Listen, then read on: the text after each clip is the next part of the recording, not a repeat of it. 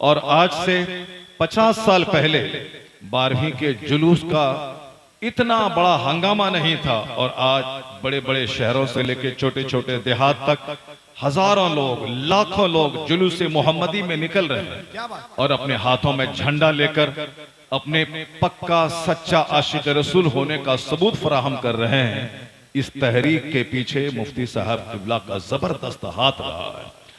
उस वक्त जबकि 10 बच्चों को लेकर ये जुलूस मोहम्मदी निकालते थे, लेकिन आज कटिहार शहर का जुलूस पूरे इलाके का सबसे बड़ा जुलूस, सीरत कमेटी की निगरानी में यह जो जुलूस निकल रहा है, यह जुलूस पूरे कई अजला में इस तरह का जुलूस नहीं निकलता।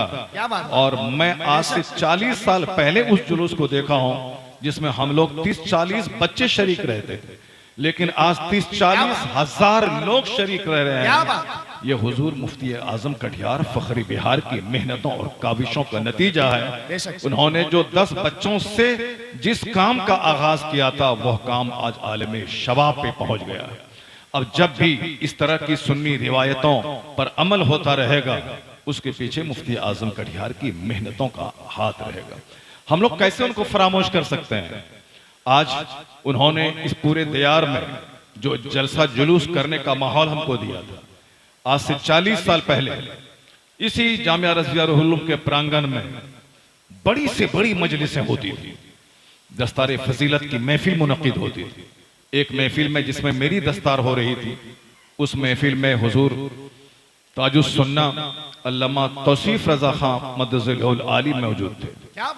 इन्होंने मेरे सर पे दस्तार बांधी, मेरी सनद पर इनका दस्तखत मौजूद। नारे तकबीर, जोर से नारे रिसालत, जामिया रज़विया तेगिया रूहुल उलूम।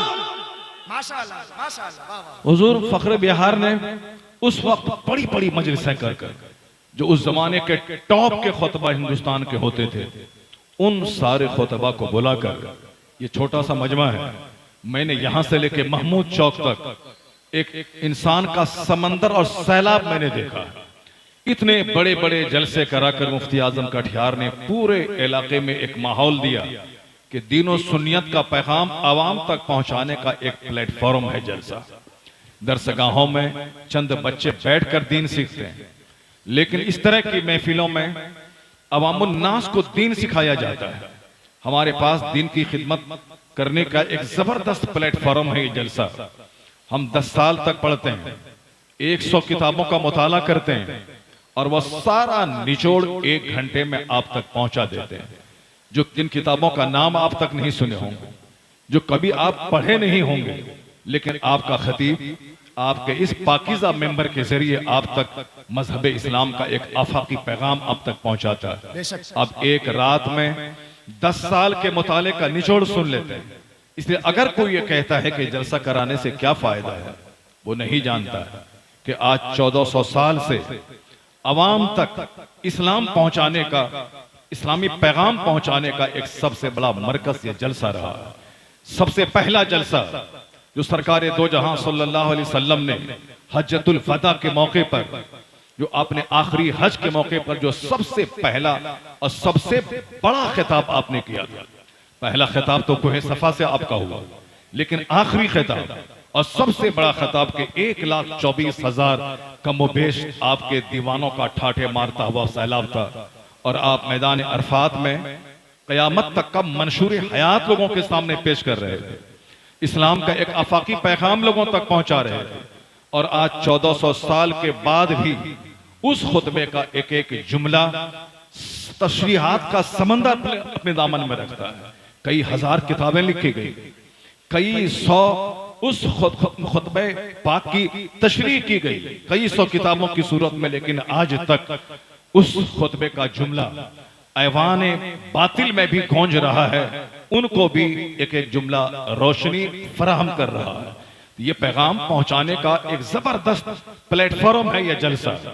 चूंकि जलसों के तवस्सुत से, मस्जिद के मेहराब व मेंबर से, और मदरसे की टूटी चटाई से, और मैदान जंग में भी जो खिताब करके लोगों के शुकूक व शुबहात को दूर किया जाता है, लोगों के दिल और दिमाग को पाकीज़ा और मुनव्वर किया जाता है, ये खिताब ही है। बाकी रही बात कि इसका कितना असर होता है, कितना अमल होगा वो एक दूसरी बात है। जुमा का खिताब बंद नहीं होगा चाहे एक बंदा नमाज पढ़े या ना पढ़े। अजान बंद नहीं होगी।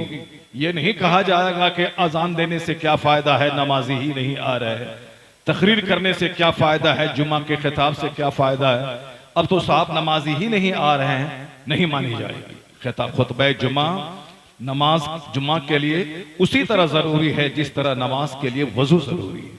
ये खुतबे जुम्मा शर्त है, इसके बगैर नमाज ही नहीं होगी।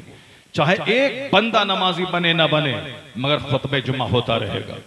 एक बंदा नमाज पढ़ने मस्जिद आए या ना आए, मगर नमाज पंजगाना के लिए अजान होती रहेगी। तो हमारा काम है पैगाम पहुंचाता रहना, लोगों तक अल्लाह का पैगाम सुनाते रहना, मुस्तफ़ा की अहादीस सुनाते रहना। बाकी ये लोगों का काम है उसको अपने सीने में जज्ब करके और अपने लिए उसे मशले राह बनाना और अपनी जिंदगी में यू टर्न लेकर सच्ची तौबा करके नेक इंसान बनने की कोशिश करना, ये उनका काम है। आसमान से बारिश होती है, पथरीली जमीन सूखी रहती है, उस बारिश का कोई फायदा नहीं होता, लेकिन वही पानी जरखेज जमीन पर पड़ता है और लहलहाती हुई फसल पैदा हो जाती है। ये नहीं कहना कि साहब आलिमों की बात में अब असर नहीं रहा, बल्कि आपको ये कहना है कि मेरा सीना इतना सख्त क्यों हो गया कि इसमें वह बात असर क्यों नहीं कर रही है।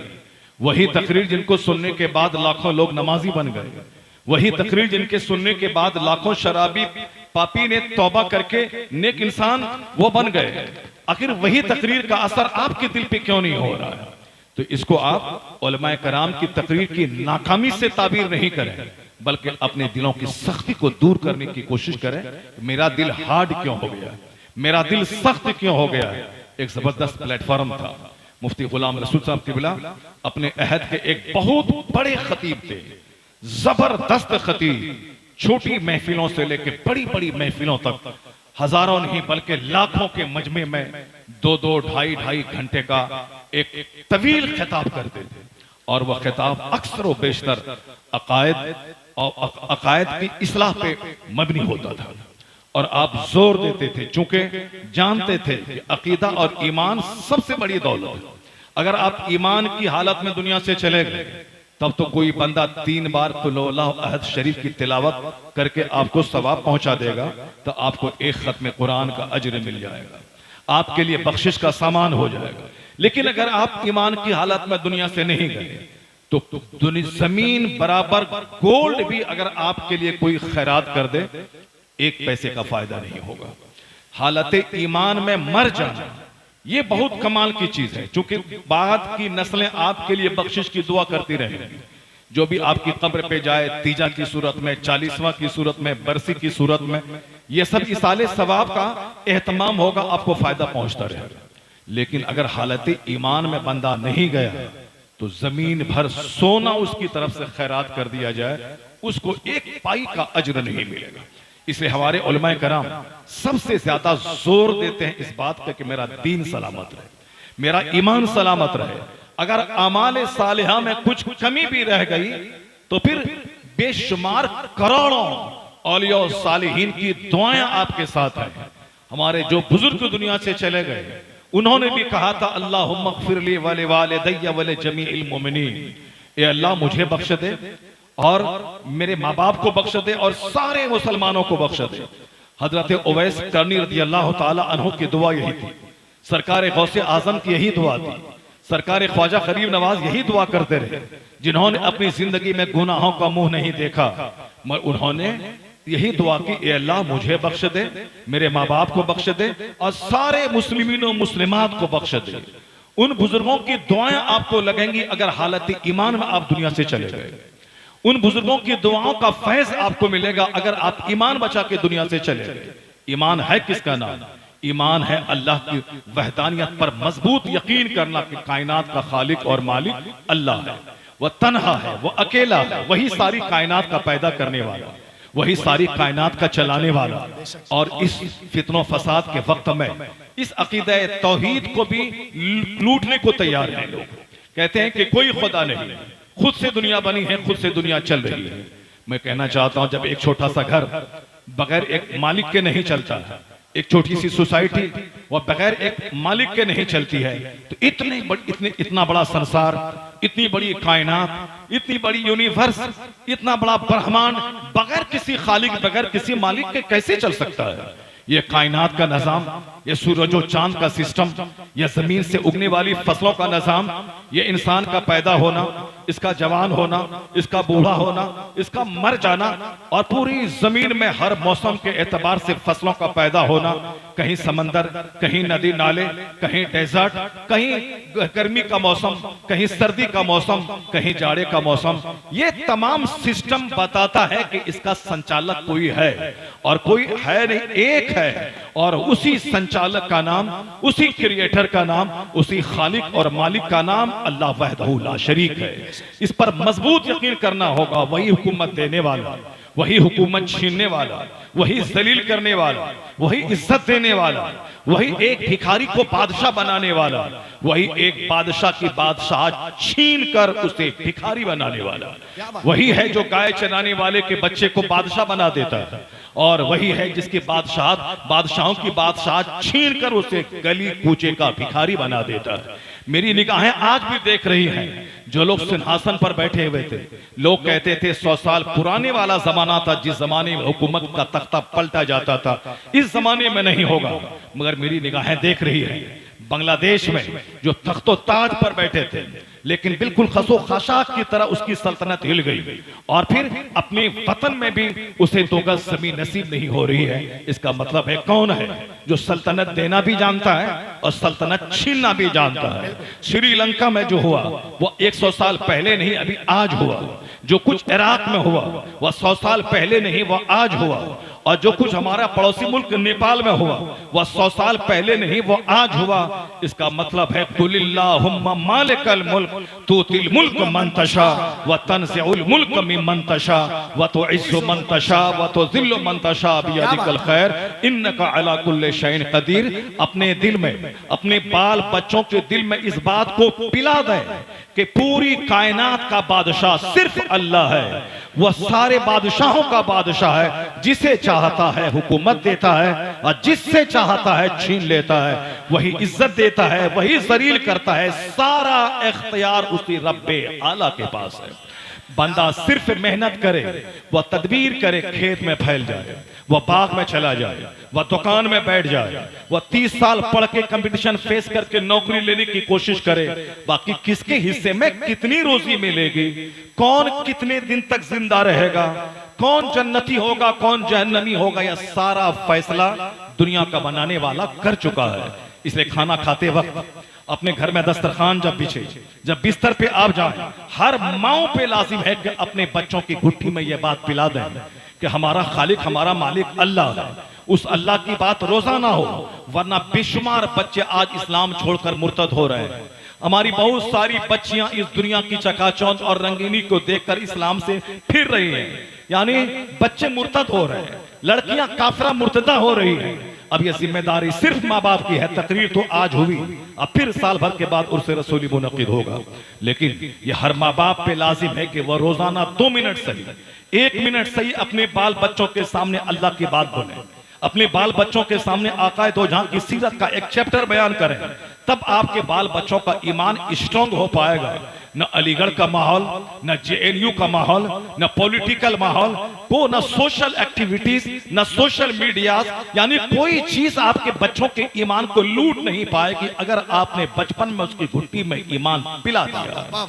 हुजूर की मोहब्बत का जाम पिला दे कि मुस्तफा जाने ईमान है, मुस्तफा रूह ईमान है, मुस्तफा जाने कायनात है, आका अलैहिस्सलाम कंज़े ईमान है। ये बात अपने बच्चों की गुट्टी में पिला दें और यह चर्चा रोजाना होना चाहिए, ताकि मेरा बच्चा जवान होने के बाद मगरिबी तहजीब का असर कबूल नहीं करे। मेरा बच्चा चाहे दुनिया के किसी भी माहौल में चला जाए, इंजीनियर बने, डॉक्टर बने, प्रोफेसर बने, साइंटिस्ट बने, सब बने, मगर बेसिकली बुनियादी तौर पर एक सच्चा पक्का मुसलमान बन के रहे। वरना इंजीनियर बनने के जुनून में वह अहमदाबाद जाएंगे, इंजीनियर तो बन जाएंगे, ईमान लुटा के आ जाएंगे। वो साहब डॉक्टर बनने के जुनून में वो एम्स तो जाएंगे और वहां से डॉक्टर बन के आएंगे, पता चला किसी भीड़ में उसका ईमान खत्म हो गया।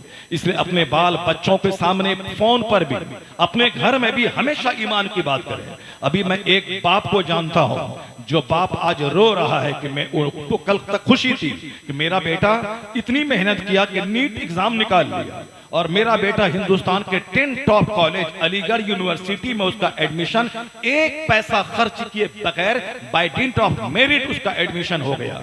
कल तक उससे बड़ी खुशी हासिल थी, लेकिन आज उसका बाप रंजीदा और गमगीन है कि हमने तो सोचा था कि मेरा बेटा डॉक्टर बनेगा, मेरे सपनों का एक महल तामीर होगा, मेरी मुश्किलात आसान होंगी, बुढ़ापे का सहारा होगा, मेरा नाम पूरे इलाके में रोशन होगा। लेकिन अब मुझे एक गम खाए जा रहा है, वो ये गम खाया जा रहा है कि मेरा बेटा अलीगढ़ के इस मगरबी तहजीब के माहौल से आशना होकर धीरे धीरे सुन्नियत और मसलक आला हजरत में वो दीमक की तरह वहां की तहजीब चाट रही है, उसकी कुर्बत दूसरी जमात के लोगों से हो रही है। वो तरह तरह के एतराज, वो साहब जो एक मुसल्लमा अकीदा है, इल्म गैब मुस्तफ़ा, मोजज़ात मुस्तफ़ा, इख्तियारात मुस्तफ़ा, नूर मुस्तफ़ा, इन सब पर एतराज वो कर रहा है। इसका मतलब वो गया था MBBS डॉक्टर बनने के लिए, अब हाँ बद अकीदों के करीब हो गया, उनकी झोली में बैठ गया। अगर वह डॉक्टर बन भी जाए, अब उनके बाप को उतनी खुशी नहीं होगी, क्योंकि गम है कि कहीं इसका ईमान न लुट जाए, गम यह है कि कहीं बदअकीदों के झोली में जाके बैठकर इसका ईमान तो खराब नहीं हो गया। इसका मतलब यह निकला कि आपको अपने बाल बच्चों को जमीन मकान देने से ज्यादा उसके ईमान की फिक्र करनी होगी। यही पैगाम सरकार आला हजरत ने सारी जिंदगी दिया, अपने बच्चों को चाहे जहां पढ़ाए, मगर उसका दीन और ईमान सलामत रहनी चाहिए। और वह ईमान है क्या? मुस्तफा प्यारी की सच्ची मोहब्बत, अकाली सलाम को अपनी जान माल औलाद सबसे ज्यादा महबूब तरीन हस्ती मुस्तफा को समझना। जान है इश्क मुस्तफा, रोज फजू करे खुदा, जिसको हो दर्द का मजा, नाज़े दवा उठाए क्यों। आला हजरत से जो सच्ची मोहब्बत इस दौर में कर ले, उसका दीन ईमान महफूज रहेगा। एक तरफ तो तौहीद के मुखालिफ माहौल बन रहा है, और दूसरी तरफ तौहीद के चंद मतवाले वह शान रिसालत में गुस्ताखी करके ईमान की दौलत लूटने की कोशिश कर रहे हैं। और कोई मुस्तफ़ा की इज्जत करें भी तो अहले बैत अतहार की मुखालफत करके, और कोई अहले बैत की झूठी मोहब्बत का ढोंग रचाकर सहाबा कराम की शान में गुस्ताखी करने वाले लोग मौजूद है। नाम इमाम हसन इमाम हुसैन का लेते हैं और गुस्ताखियां हजरत अमीर मुआविया की करते हैं।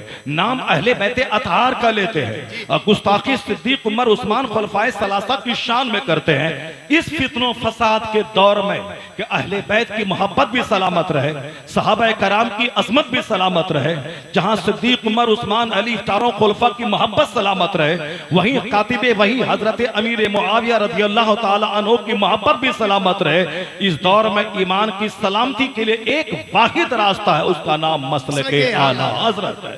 मसलके आला हजरत पर मजबूती से अमल करेंगे, न सहाबा के गुस्ताख बनेंगे, न अहले बैत अतहार के गुस्ताख बनेंगे, न साहब आप किसी औलिया सालिहीन के गुस्ताख बनेंगे। बस इस दौर में एक सच्चा नाम है मसलके आला हजरत। मुफ्ती आजम कटियार इसी मसलके आला हजरत का सारी जिंदगी प्रचार और प्रसार करते रहे। हम लोग दरसगाहों में पढ़ते थे इल्मे नहव, मगर बात किसी न किसी जाविये से मसलके आला हजरत की आ जाती थी। हम पढ़ते थे हिदायतुल हिकमत फलसफे की किताब, मगर किसी न किसी जाविये से मसलके आला हजरत की बात आ जाती थी। हम पढ़ते थे इल्मे हदीस इल्मे तफसीर, मगर बात सरकार आला हजरत की आती थी। हम लोगों की गुट्ठी में 50 साल पहले से आला हजरत की मोहब्बत मिली हुई है। आज जो लोग नया नया सुन्नी बने हैं और नया नया मुसलमान बने हैं, वह लोग हमसे सबूत मांग रहे हैं, अहले बैत अतहार की मोहब्बत का सलूक मांग रहे हैं और हमसे सुन्नी होने का सबूत मांग रहे हैं। जो लोग ताजा ताजा मुसलमान बने हैं, ताजा ताजा सुन्नी बने हैं, वो अपने ईमान की बात बताएं। हम लोग तो 50 साल पहले जब बचपन में मदरसे की चटाई पर पढ़ते थे, उस वक्त से आला हजरत की बात, मुफ्ती आजम हिंद की बात, मुफस्सिर आजम हिंद की बात, सरकार ताजुश शरिया की बात उस वक्त से सुन सुनकर इतना स्ट्रॉन्ग हो गया है कि इस चट्टान में कोई भी दूसरी बदफिक्री कभी सींध मारी नहीं कर सकती है, क्योंकि हम गुलाम हैं फखरे बिहार मुफ्ती आजम कटिहार के, हम गुलाम हैं सरकार ताजुल शरिया के, हम गुलाम हैं मुफ्ती आजम हिंद के, हम गुलाम हैं सरकार आला हजरत के। सिर्फ गुलामी ही नहीं है बल्कि उसके मसलक का एक जबरदस्त प्रचारक है। हमारी कोई महफिल, हमारी कोई नशिश, हमारी कोई तकरीर मसलक के आला हजरत के बगैर मुकम्मल ही नहीं होती। नारे तकबीर, नारे रिसालत, तालीमाते आला हजरत, फैजाने हुजूर फखरे बिहार, हुजूर खतीबुल हिंद। अपने बाल बच्चों की घुट्टी में इस्लाम पिलाए, उन्हें बदअकीदगी से बचाए। मुफ्ती साहब किबला उसी तख्त और चौकी पर बैठकर, घास फूस के नीचे बैठकर उन्होंने जो काम किया था, आज उसके असरात पूरे हिंदुस्तान में आप देख सकते हैं। एक तरफ नाती है मौलाना गुलाम गौस की सूरत में, जो साहब खिताबत की दुनिया में एक नुमायां नाम रोशन किया हुआ है। अभी ताज़ा राजकोट गुजरात से 12 दिन की खिताबत करके लौट रहे हैं। साहब एक बिहार के देहात में पैदा होने वाला बंदा, वो गुजरात के साहब कामयाब और तरक्की याफ्ता शहर में खिताब करके आ जाए, ये फखरे बिहार की दुआओं का नतीजा है। वो लेटे हैं वे वहां, मगर अपने सारे बाल बच्चों पे उनकी एक गहरी नजर है, ताकि उनका जो पौधा लगाया हुआ मुरझाए नहीं, बल्कि हर तरफ से हरियाली की कोशिश होती रहे। हुजूर फखरे बिहार का एक पोता मौलाना फरहान रजा कादरी, आप नाम सुने होंगे, पिछले जलसे में भी उनकी चंद किताबों का इजरा हुआ था, आप जानते होंगे। मुफ्ती आजम कटिहार के 4 बेटे, मौलाना मसूद रजा, मौलाना एहसन रजा, मौलाना मोहसिन रजा, डॉक्टर मोहसिन रजा और डॉक्टर नजमुल रजा, ये 2 बेटे उनके आलिम हुए, और 2 बेटे आलिम की सूरत में वो डॉक्टर है माशाअल्लाह। यानी उनका इस्लामी लिबास नहीं छूटा, और फिर उनके चेहरे की दाढ़ी नहीं मूंडी गई, यानी अपने बाप की रविश पर अमल करते। 2 बेटे आलिम हुए, मौलाना फरहान मौलाना एहसन के बेटे हैं। मौलाना फरहान अभी मिस्र में पढ़ते हैं, और अभी पढ़ाई का जमाना उनका, फारिग अभी नहीं हुए, यहाँ से मौलाना बन के गए और मिस्र में पढ़ रहे हैं। लेकिन 80 साल के आलिम दीन एक किताब नहीं लिख पाए, मगर ये नौजवान 25 साल का अभी 25 से ज्यादा किताबों का मुसन्निफ बन चुका है, 25 से ज्यादा किताबों का राइटर बन चुका है। ये आज पूरे हिंदुस्तान में उनके मज़ामीन सोशल मीडिया के जरिए पढ़े लिखे लोग पढ़ रहे हैं, और एक तरफ जहां बहुत सारे लोग वावेला मचाते हैं, यानी उनका कोई काम नहीं है, ना उसको मुताला करना है, ना तफसीर पढ़नी है, ना हदीस पढ़नी है, बल्कि बस बगैर बेबुनियाद बात को तिल का ताड़ बनाकर बस हीरो बनने की कोशिश करनी है, और कलम के जरिया गाली गलोच की जबान इस्तेमाल करनी है। जो जबान खेत का एक चरवाहा इस्तेमाल नहीं करता, वो ये 10 साल के पढ़े लिखे लोग इस्तेमाल करते हैं। वहीं फरहान रजा का एक मजमून इन जैसे चरवाहों की जबान इस्तेमाल करने वालों के लिए एक जबरदस्त ताज़ियाने इबरत है। उनका एक मजमून इनके लाखों मज़ामीन पे भारी हुआ करता है। मजमून का एक एक जुमला बिल्कुल नपा हुआ, तुला हुआ, जचा हुआ, ऐसा लगता है कोई कोहना मश्क राइटर अदीब हो जो मजमून लिख रहा हो। हम लोग जब पढ़ते हैं तो दंग रह जाती है, हमारा बच्चा ये हमारे सामने पढ़ा, ये हमारे मदरसे में पढ़ा, ये हमारे मदरसे में साहब नूरानी कायदा पढ़ा, लेकिन आज उसकी तहरीर बड़े बड़े अदीब पढ़ रहे हैं और बड़े बड़े मुसन्निफीन मुताला कर रहे हैं। उस अदीब, उस मुसन्निफ, उस राइटर का नाम मौलाना फरहान रजा कादरी है, जो इसी फखरे बिहार, इसी गुंबद के नीचे जो आराम कर रहे हैं। हुजूर मुफ्ती गुलाम रसूल साहब किबला रहमतुल्लाह अलैह, ये उसी का पोता है जो आज अब्र करम बनकर पूरे हिंदुस्तान पे बरसने के लिए बिल्कुल उतावले हो रहा है। उनके मसामीन से लोगों को रोशनी मिल रही है, फैज मिल रहा है। उनकी किताबें देखें, अभी एक माहनामा फखरे बिहार का उन्होंने इजरा किया। माहनामा ये मंथली मैगजीन है फखरे बिहार, या इल्म और हिकमत का मजमुआ, जिसके चीफ एडिटर मुदीर आला मौलाना फरहान रजा कादरी अजहरी हैं। अब ये पाबंदी से हर महीने ये मैगजीन निकलता रहेगा। सारे उलमा कराम को बतौर तोहफा इस महीने का मैगजीन दिया जा रहा है, सब कबूल कर लें। और आप सब कोशिश करें कि कम से कम आपका भी डोनेशन, आपका ताउन इस इदारे के साथ शरीक रहे। अब यहाँ सिर्फ मुर्गी ज़बा नहीं की जाएगी, सिर्फ मज़ार पाक पे चादर नहीं चढ़ाई जाएगी। मुफ्ती गुलाम रसूल साहब किबला एक बाबा का नाम नहीं है, मुफ्ती गुलाम रसूल साहब किबला एक मुतबहिर आलिम दीन का नाम है, एक जबरदस्त मुदर्रिस, एक जबरदस्त खतीब, एक जबरदस्त मुसन्निफ का नाम है। इतने बड़े आलिम रब्बानी के मज़ार पे मुर्गी नहीं ज़बह की जाएगी, यहाँ से आप फालतू चादर नहीं चढ़ाई जाएगी, यहाँ आके इल्म और हुनर सीखा जाएगा, ईमान अकीदे की रोशनी ली जाएगी। मेरा दावा है कि जो इनके मज़ार पे हाजिरी दे, कार उसे मिले ना मिले मगर ईमान की दौलत उसकी लुटने से बच जाएगी, उसे ईमान की दौलत नसीब हो जाएगी। इन बुजुर्गों के आस्थान पे बरेली शरीफ जाएं, वहाँ उलमाए कराम की भीड़ रहती, सबसे पाकीज़ा उर्स होता है, आला हजरत के बारगाह से वो फैज़ मिलता है कि बंदा कुछ रहे ना रहे पक्का सच्चा मुखलिस मोमिन बन जाता है। इन आलिमों के आस्थाने पे हाजिरी दिया करें और यहाँ से इल्म और अमल की भीख मांगा करें।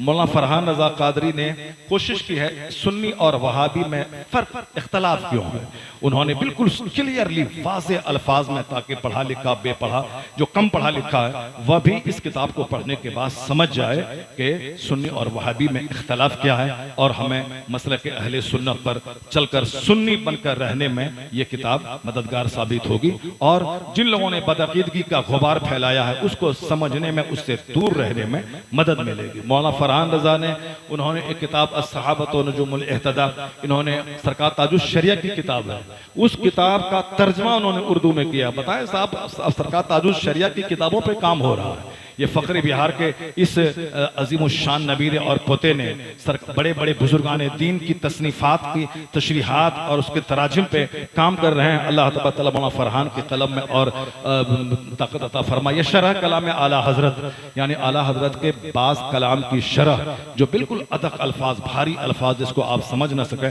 उसको बिल्कुल इजीली वे में समझाने के लिए मौलाना फरहान रजा कादरी ने मेहनत की है, ताकि हमारे जैसे कम पढ़े लिखे मौलियों को इससे मदद मिल सके और आला हजरत के अशार को समझने में मदद मिल सके। एक कलाम शरह कलाम ताजुश शरिया, यानी ताजुश शरिया का कलाम जो एक साहब एक ज़बरदस्त मजमुआ है उनका, उस किताब को आप उस किताब के बाज़ अशार की तशरीह इसमें मौलाना फरहान रज़ा ने करने की कोशिश की है। अल्लाह ताला उस नौजवान आलिम दीन के इल्म में अमल में इज़ाफ़ा फरमाए। अब वक्त से फितने पैदा होते रहते हैं, उन फितनों का जवाब देना आलिम का काम होता है। एक किताब है बैत खिलाफत की शरई हैसियत, तो इसके किताब आला हजरत की है और इस किताब का तर्जमा मौलाना फरहान रज़ा कादरी ने किया है और आसान लबो लहजे में समझाने की कोशिश की है। इसको आप पढ़ सकते हैं कि बैअत क्यों होती है और बैअत किससे करनी चाहिए और पीर में कौन कौन सी शर्तें होनी चाहिए, वो सारी बातें वजाहत के साथ इसमें बयान कर दी गई हैं। और हमारे मौलाना फरहान रज़ा कादरी की एक नई तसनीफ़ है मिस्र में इल्म हदीस की तश्कील व तरवीज और इमाम यज़ीद अबी हबीब रज़ी अल्लाह तआला अन्हु की इल्मी खिदमत पर एक मुस्तनद व तहक़ीक़ की काविश उनकी है।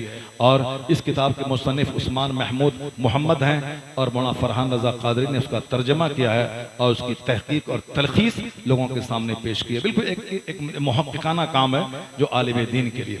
एक गायतुत तहक़ीक़ फ़ी इमामत अली व सिद्दीक़ और एक किताब है जिसमें उन्होंने हज़रत अली रज़ी अल्लाह तआला अन्हु और सिद्दीक़ अकबर रज़ी अल्लाह तआला अन्हु की खिलाफत और इमामत के बारे में एक मजबूत दलाइल और फ़ज़ाइल और तारीख़ी हक़ाइक़ पर आला हज़रत फ़ाज़िल बरेलवी की जो लाजवाब तसनीफ़ है उसका उन्होंने तहक़ीक़, तख़रीज, तलख़ीस यानी तर्जमा और तशरीह की सूरत में इस किताब को कौम के सामने पेश किया है। और एक किताब है कुरान अक्ल को हैरान कर देने वाला कलाम। क्या बात है, माशाअल्लाह इस नौजवान ने इस एक ज़बरदस्त टॉपिक को उन्होंने टच किया है ताकि लोग कुरान पाक को समझें और जाने कि किस तरह दुनिया के बड़े बड़े उक़ला की अक्लों को हैरत में डाल दिया है।